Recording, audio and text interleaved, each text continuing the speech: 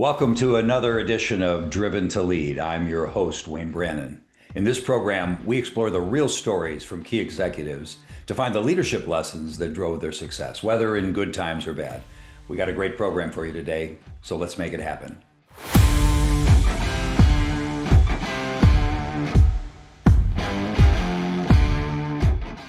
Well, we have a big treat today because we have with us John Sievert. John is the CEO of Casper Truck Equipment Group out of the greater Milwaukee area.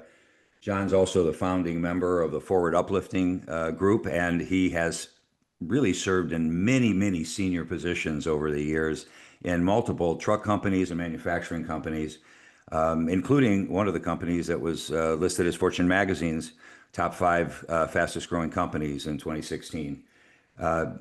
John's also a former board member of the National Truck Equipment Group and a current member of a group called Time for Grace, a global multimedia ministry organization. John, welcome to the program. Thanks for having me, Wayne. Excited to be here today. Yeah, well, it's really great to talk with someone like yourself who's had 20 plus years of experience in multiple businesses and across the the truck business specifically, but across industry. And I was just curious to get started. Did you always want to be in the truck business when you were growing up? I think I was actually destined to be in the truck business. My grandfather owned a road construction company in Nebraska, and I grew up in Southern California. But whenever we go back to Nebraska to visit him, all I ever wanted to do was ride in the big trucks with Grandpa.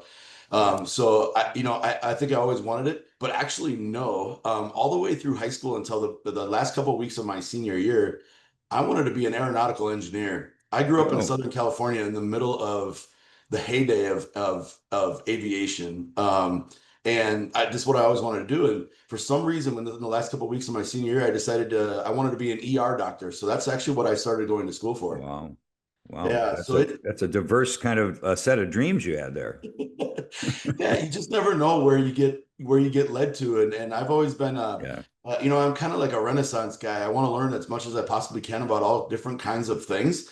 Yeah. And I just had this hankering to do it. So I went and started med school. Well, you've been very successful at what you've ended up doing here. So, tell us a little bit about the Casper Truck Equipment Group that you're running right now. Yeah, I'm the owner and CEO of Casper's. We've been in business just shy of 30 years. The business has. I'm the third owner. Hmm. Business was started by an individual named Danny Casper, really focused on municipal patrol trucks back in the day. Hmm. Dan then expanded the business and then was purchased by another individual who grew the business even a little more into different forms of truck equipment. Where today, we are a full line truck equipment house. And what I mean by that is we do everything from little Nissan Sentra cars all the way up to big Class 8 municipal snow trucks. The only things we really don't do are the big digger derrick and bucket trucks. Other than that, we're focused on a total solution provider for our customers. And when I say total solution, we want that vehicle showing up to them where all they have to do is put their tools in it and go to work. So for one of our customers, we even purchased the Igloo water cooler and fit it right into the back of the vehicle for them, right where they want it. Yeah. Microwave sometimes as well. So Right. that's what Casper's is about. Really focus very heavily on customer needs and taking care of our employees. So you do a lot of design and development work to produce something that's bespoke to the customer. Yeah, I would say that we're the integrators. So we work real heavily with all of our partners, from the chassis OEMs to the manufacturers to our end customer. But we're the individuals that have to put it all together and make it work at the end of the day. So we do some engineering work, we do a lot of testing work, we do a lot of weight and balance work to make sure that at the end of the day, it's a good solution that meets all the certifications. Yeah, that's fantastic. Like a lot of things in our world, we don't always think about where these things come from and how you see a fire truck going by or a dump truck or a cement mixer truck or whatever it is. And you don't really think about who builds these, who designs them, and how that all comes together. But somebody's got to do it, and you're that somebody in this case. That's fantastic. Yeah, actually, Wade, it's funny that you say that because I get yelled at quite often as we're driving down the road because I'm speeding up to catch a work truck to speed. who built it, whose name is on the side of it, and Right. is that a potential future customer? My children Right. sometimes yell at me that there's more pictures of trucks in my phone than there are of them. Yeah. So Well, we all have that. My wife and I were following. We were going to play golf, and I was following some sort of a vehicle. It looked like a Ford Edsel, from the what would have been from the late 50s, 59, 60. But it was a wagon, and it looked like it had a Mercury logo on it. We were trying to figure out what it was. So I yeah, was chasing that car, probably going faster than I should have, trying to catch up to it to see what the heck it was. I understand how that goes. yeah. So, John, if you think about your journey, you've been in how many companies have you been in? Do you keep track? I mean, you've been running a number of companies over the last 20 years. You've had a diverse set of experiences. Yeah, so I actually started my career off as a tool and die maker. So I worked for a couple of different manufacturing companies first, mostly doing metal fabrications and stampings. Hmm. And then I got recruited into, we were private equity at the time, but we ended up becoming a public company. And we had many different brands. So Western Snowplows, Fisher Snowplows, SnowX. And then I became the president of Henderson that we purchased, became the president of Dejana that we had purchased, and now the owner and president of Casper. So I guess if you add that all up, it's probably seven or eight, something like that. In some of the things we've talked about before, it just seems like you have a lot of heart that you've put into your businesses because you've been in situations where you have to make significant changes, and leading change is not necessarily the easiest thing, especially when there have been people who have been doing things one way or having one set of expectations, and now you're the new leader for these companies. How did you really help, get your company to embrace the change that was necessary, do the redesign, reconfigure the businesses? Because it seems in every one of them that you've been associated with, you've been growing and pushing those companies to the next level. Yeah, change is never easy. Actually, I like to call it transition because change is scary. And we really don't ever do a revolution. It's more of an evolution. But honestly, Wade, it all 100% starts with the people. You got to get to know them. You got to get to understand them. What are the things that are holding them back every day? What are the things that frustrate them? What are the reasons they get out of bed and want to come to work every day? I mean, we spend more time in our waking hours at work than we do at home. So you got to make sure that you like what you do.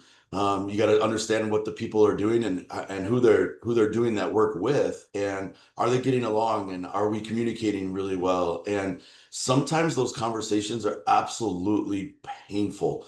And when I say painful, I mean painful because they're brutally honest. And I love that.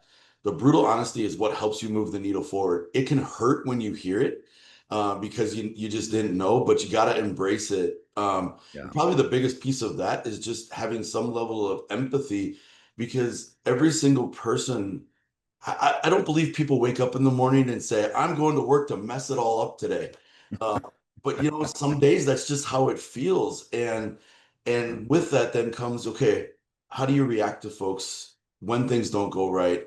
How do you treat each other in the business? And I'm not just talking about leadership level. That has to pervade through the whole organization. That you have to have a desire to want to be there and support each other.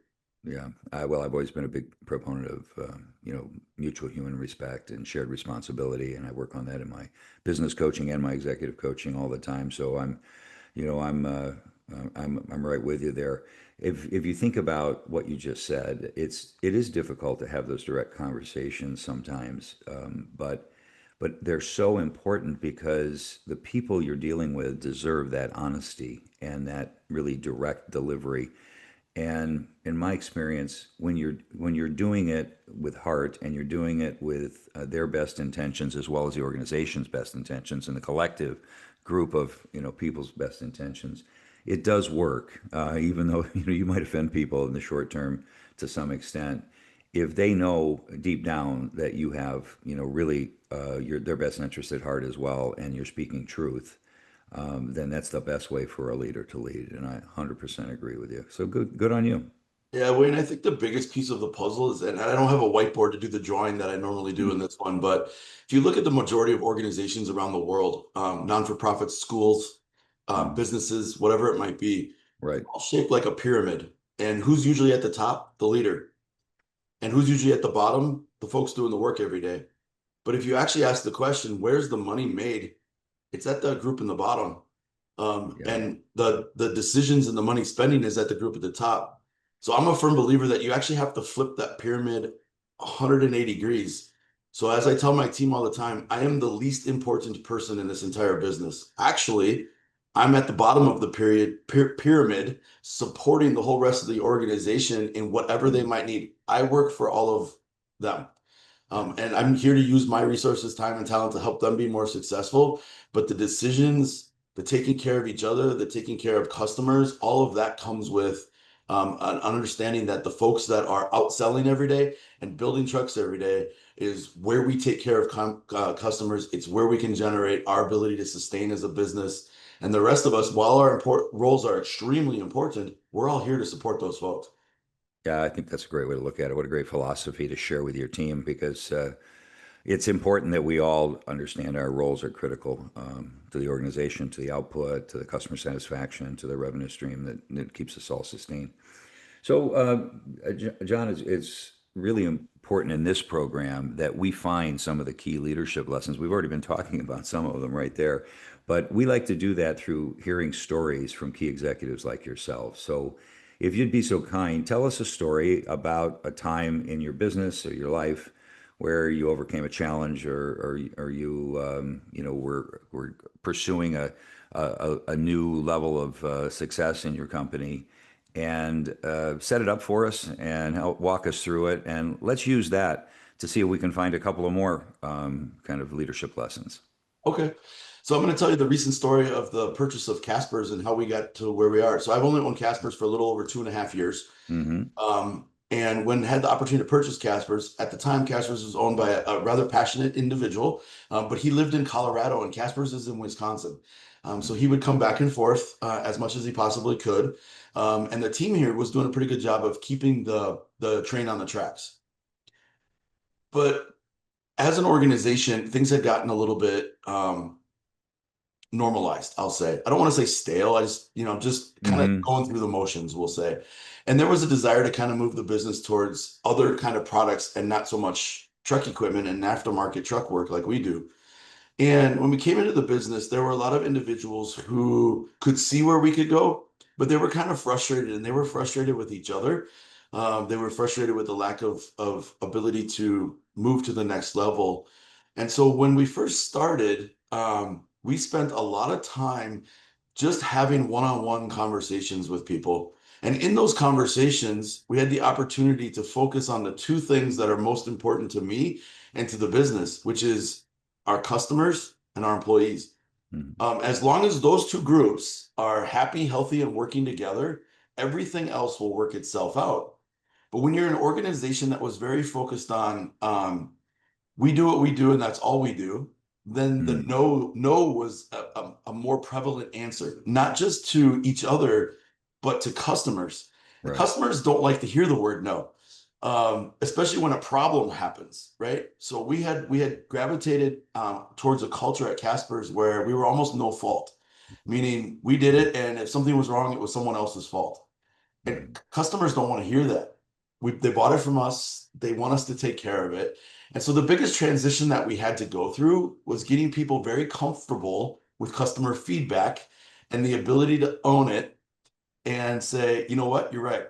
We'll come get it right away. We'll get you fixed. We'll get you back up and running. But that was a huge change. And the story that I want to tell you is about the very first time that a pretty big problem happened inside the business. And it was about, I'm going to say 2 months in.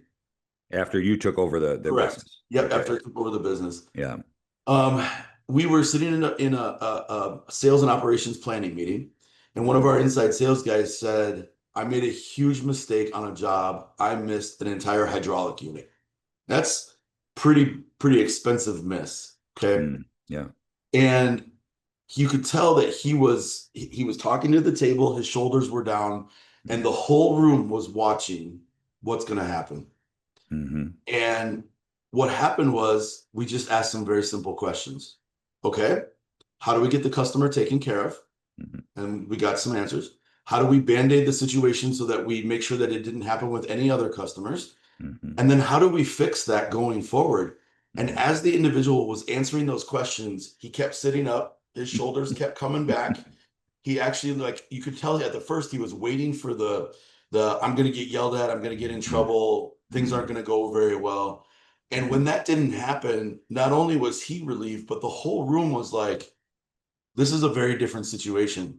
Hmm. And when we talk about focusing on customers and employees and making sure that everything is going well, those little moments like that, if you don't follow through on it, everyone is watching us as leaders every day. If you don't follow through on those moments, then it takes a step back. And by no means am I perfect at it. Not even close. I'm constantly working on it myself. But just that situation right there set a whole new tone. And about 3 months later, we took off like a rocket ship. And the reason we took off, and we hear it from our customers, is they come into the business now and they don't want to leave. They're excited to be here. They're learning. People are welcoming. People are saying, I'm not quite sure if we can do that, but let's figure it out together and see if we can come up with a solution for you. They weren't used to that before. And when that started getting out into the marketplace, we started having people want to come work with us. We had customers want to come do business with us. And so we've had a lot of fun since then. It's been a lot of work. It's really easy to slide back at moments into the, oh my gosh, how did that happen kind of things. But then you pick your head back up, you dust people off, including yourself, and you throw yourself back in the game and you figure it out. Yeah, well, that is a good story. Let's drill down a little bit on that because the individual who made this mistake, I was impressed that when you started, he was the one who brought up that he made a mistake. So he didn't wait until somebody found out or the customer complained or there was something going on. He actually brought it to you. So there must have been, even though you'd only been there a couple of months, and it sounds like the culture that you described the previous culture from the person you bought it from, maybe was that if you have a mistake like this, you might get severely reprimanded, you might get fired, a lot of things could happen, but yet already there was an environment where this guy brought it forward. Was there anything had you talked to the team about something prior to this? Had you kind of set up and told them, "Hey, listen, it's okay to fail as long as we fail together and we learn from it and move forward." Was there some sort of preamble that you'd done that kind of set this up in the beginning?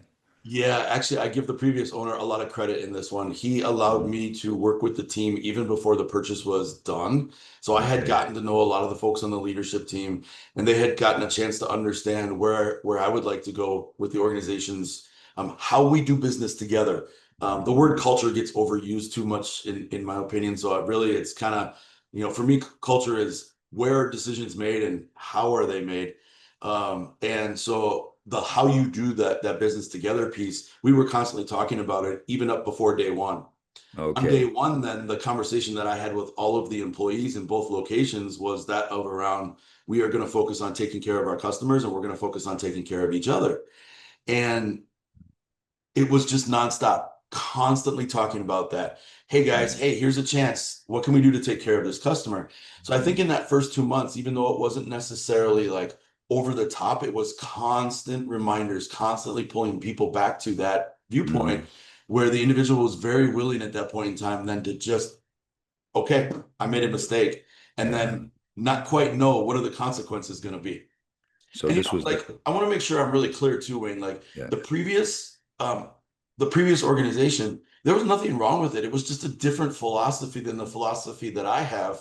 Right. And so that cultural change or that shift in how we did Hmm. business is just what we've been working on. So it was fun to see just that whole room transition in that moment. And I actually came back later and said to the individual, thank you so very much for being willing to bring that problem up yourself. Thank you for screwing up. So, Yeah. because this honestly was the defining moment where the organization was going to see what you were going to do because you could have just been talking the talk and not walking the talk, right? So here Yeah. you are, you're going to say this is actually how we're going to handle it and we're going to continue to be customer focused. So, yeah, that's really great. So, from that point forward, I mean, I assume this individual was a well-intended person who just made a mistake. Yeah. They didn't do it.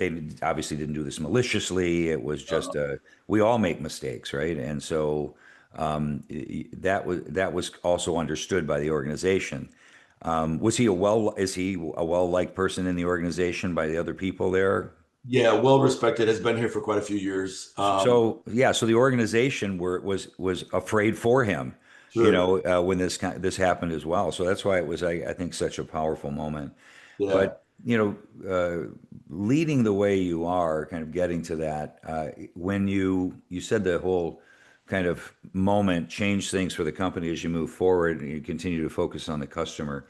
Uh, is that driving, more collaboration in the team? Is it driving, you said it drove like a positive attitude. I want to come to work, glad they're part of something bigger. I can see how that would happen.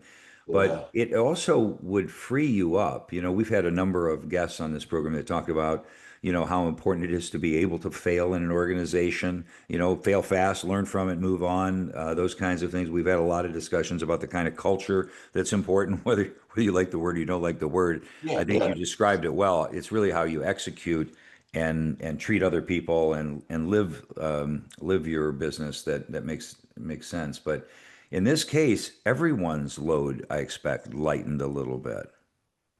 Yeah, definitely. I think that moment allowed people to see it's okay to make a mistake. And we actually really use that moment to talk with folks about if you make a mistake, be the person that brings the mistake up as fast as possible so that we can get it under control. There's no time to sweep it under the rug. There's nothing worse. And that moment also spurred us into a whole new piece of customer relationship. We use that to help our team who is customer facing to recognize that when a problem happens, and man, we're in truck equipment, it is nonstop shift, move, something different. So, Yeah, we do our best to meet every expectation we set out for our customers, but we're not perfect. No one is, right? So there's going to be issues.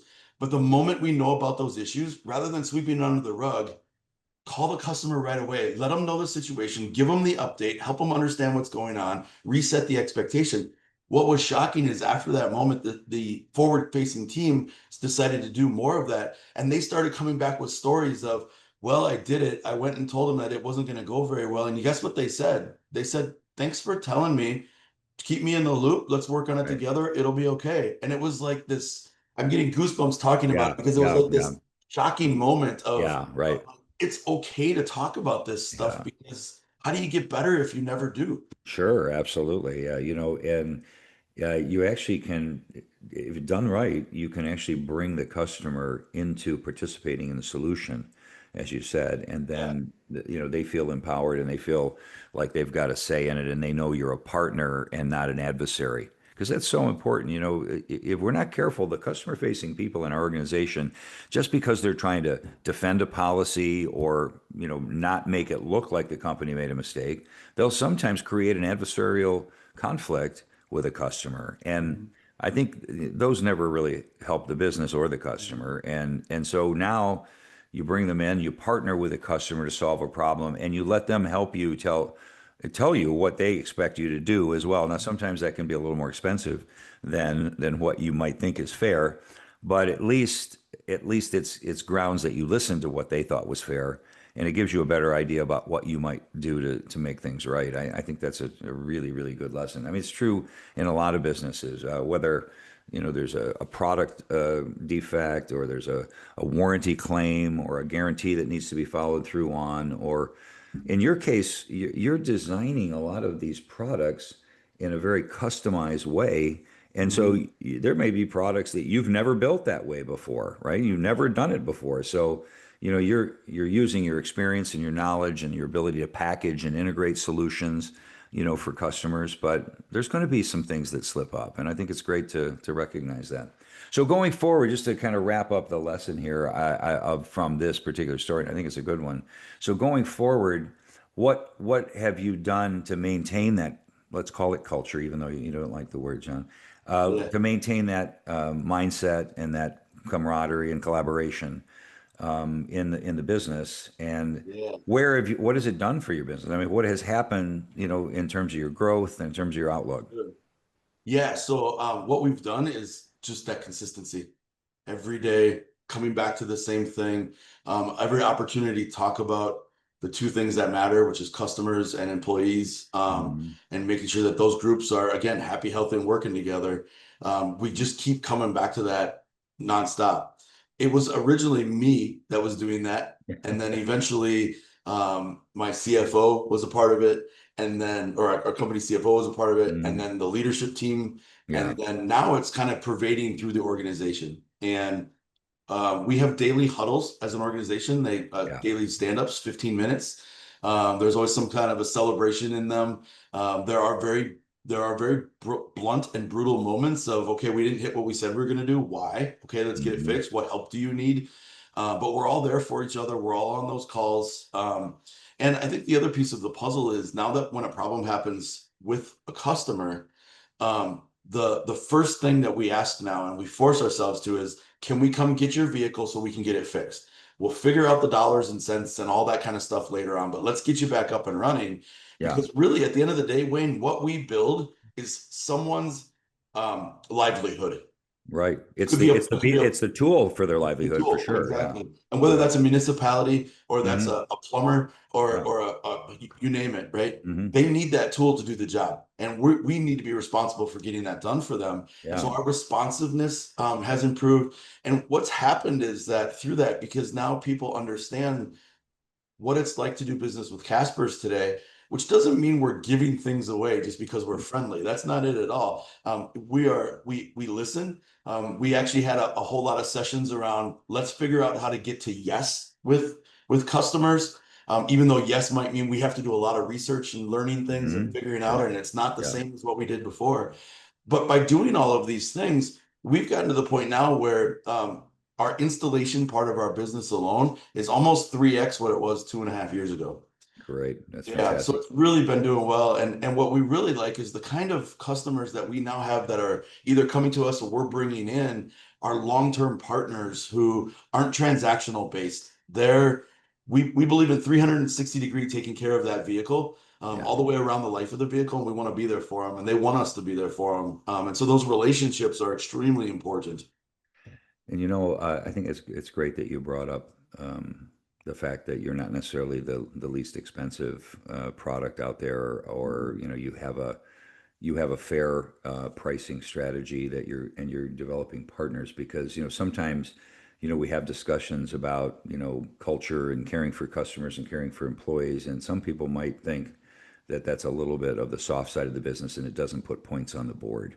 This puts real points on the board in a business, as you're just saying, you have 3x your installation business. The reason is because if you're competing on price and not being customer focused, it's really just a race to the bottom, and it's a race to the bottom in every business I've ever been associated Yep. with, right? But Yep. if you're competing with a fair price point for the hardware and the services that you're providing in the marketplace, and most importantly, you're building that kind of customer experience that people respect and value, then the value for the money that these soft elements bring to the party are worth more than the product in many cases, in terms of the likelihood that the customer is going to come back and do business with you and be that loyal customer over the years. So I think that's a really powerful insight for all of us to know that this kind of treating employees with respect and making sure they're a part of a team and making sure they're customer focused isn't just a soft skill. It's not just something that might make us feel good at the end of the day. It's something that actually drives revenue, it drives profitability in the company, and it drives growth, and can be in and of itself a competitive advantage. So, yeah, great Wayne, story, John. I'm just gonna go real back to something. My dad, Jim, one thing that he taught me that I now I'm getting the chance to live it every day is pretty simple. Like, be who you are, be open and honest, do what you said you were going to do. And when you make a mistake, own it and then Yeah, figure out how to fix it. And I now get to lead a business and an organization in that way, yeah, without having any ramifications of any sort. yeah. And so it's been a lot of fun to actually take what my dad taught me over the years and now put it to work in business. Isn't that great? He sounds like a wise man, and there those bits of wisdom that we get along the way do come back and play a significant role in our lives and our business. In my executive coaching work, what we do in becoming more self-aware about who we are as a leader is we identify those things, those lessons. I call it programming. It's almost like we programmed ourselves with some of these things. And it sounds like you got a very good program, installed by your dad on that particular instance. We have some bad ones that we pick up along the way as well, as you know, and so we have to overwrite those with better plans for our Yes. life. But in that case, it's great to see that that's played a long-term role. So thanks for that story. I really appreciate it. I think it's useful for the audience. John, as I think you know, in my podcasts, I always like to end with two questions. And the first one is, now that you've had all this experience over years and years, multiple companies, multiple board roles, all of these things that you've been doing with Casper's Truck Equipment, what would you tell your younger self? So just rewind 20, 25 years. What would you tell your younger self to accelerate the success that you've had? So I would actually tell my younger self to slow down and be patient and take the victories with everyone else. Bring them along for the ride. Hmm. Um, That's it's very, good it's very advice. easy to get excited about where you're going. I'm an overly positive person, and sometimes that gets in the way. And I can see where we can go, and I can see the positivity, and I can see the future. But you can't do it by yourself. The Right. whole organization has to come along with you. And so I would say to go faster, you actually have to slow down. And that's what I would tell my past self is go slow, not necessarily slow in like getting it done, but Yeah. go slow and bringing everybody along with you. So let me just unpack that for a second. So what you're saying is that because your personality, your character, your optimism is always out in front, you have to wait and be patient for other people to see that vision and catch up so that you can work as a team to get where you need to be. Am I reading that the right way? Uh, Very well said. Yes, Okay. exactly. All Yeah. right. Yeah. Yeah, that is really important because we all have our own mindset, our own worldviews, right? And as a result, that drives how fast we want to move. Sometimes, if we're in a pessimistic mindset or there's a person like that, they think that moving at all is, is a bad idea, let alone if they run into some Yahoo like you who wants to go so fast and everything will be okay. Let's just get it Yeah. done.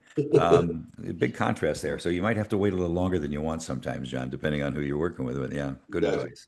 Yeah, Yeah. thanks for sharing that. All right, let's just fast forward. Let's go the other direction in time. You and I, 20 years from now, are sitting, out on the porch having a glass of wine or something, and we're talking about the things in our life that were important, things in our business that we're most proud of. What would you tell me you're most proud of at the end of it all? My family. That's an easy one. Yeah, Yeah, business is great, but at the end of the day, who's going to be there for you? It's your yeah. family.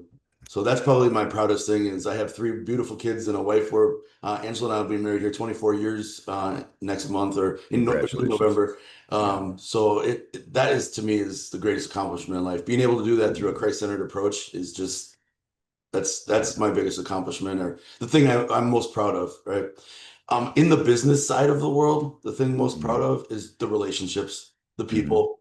Yeah. What we do is build work trucks and we build a solution, but at the end of the day, what we really do is we help people take care of their families.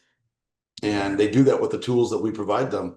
And so that's Yeah. pretty important thing that we help everyone understand. And it's one of the things that I'm most proud of is helping people understand those. And if at the end of the day, it's about the lives we touch, and that includes our family, our relationship with our family is important, that we give them the time and the energy that they deserve. And we really show the people in our business relationships that we truly care about them as human beings, and that we care about their families. I used to say it this way to the leadership teams that I was had the pleasure and the privilege to be a part of, is that if we show the people who work for us that we care as much about the new clothes their kids will wear to school next season when school starts, then they'll know that we really do care about them and that they'll run through walls for us. And they did, and they do. And it's not because we've done something great. It's because we really are a cohesive team. So yeah, fantastic. I was hoping you'd say things like that. Actually, I knew you would. I've had so many executives that talk about their family and talk about their relationships when we talk about this. There might be something to They it. very well could.